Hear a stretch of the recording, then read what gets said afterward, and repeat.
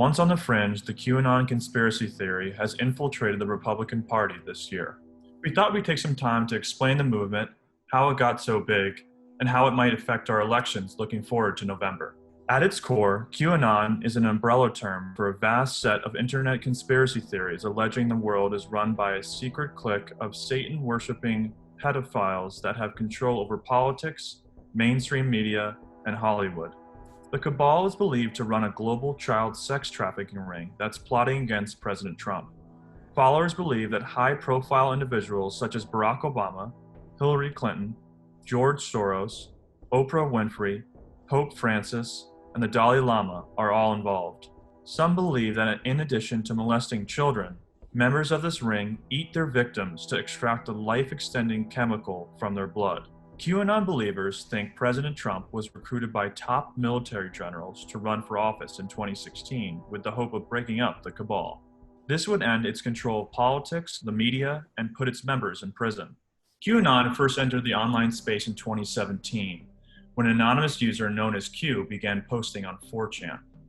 This anonymous user claimed to have knowledge of President Trump's fight against the global cabal.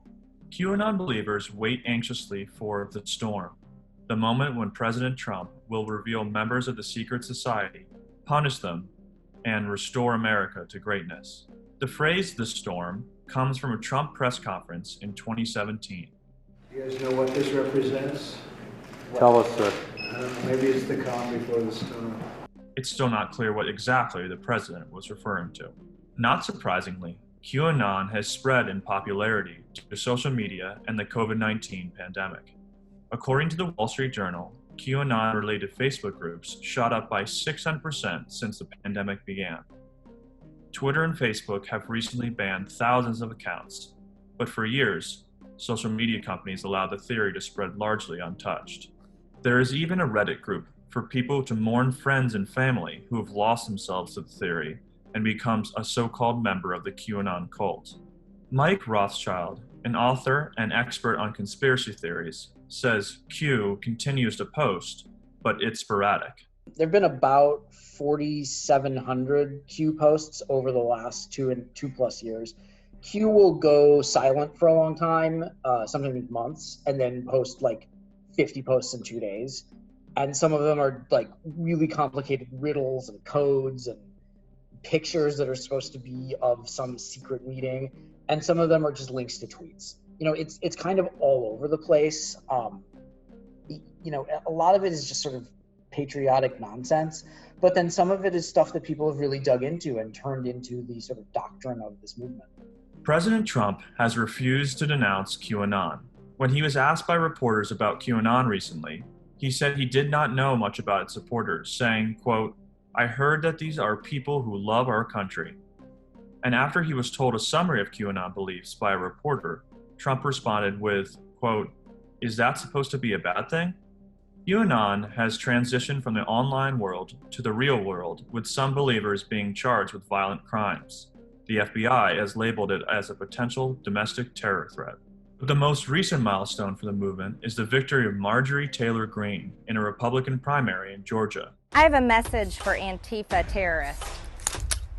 Stay the hell out of Northwest Georgia. President Trump called her a, quote, "future Republican star." Greene has promoted the conspiracy many times and once labeled Q a patriot in a video. Q is a patriot.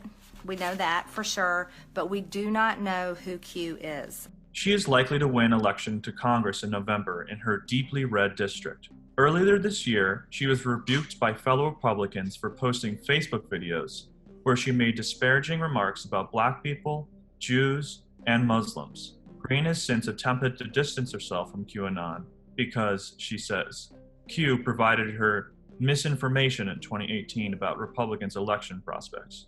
Rothschild says if more QAnon-believing politicians do reach the halls of power and President Trump wins a second term, the message could see a major amplification.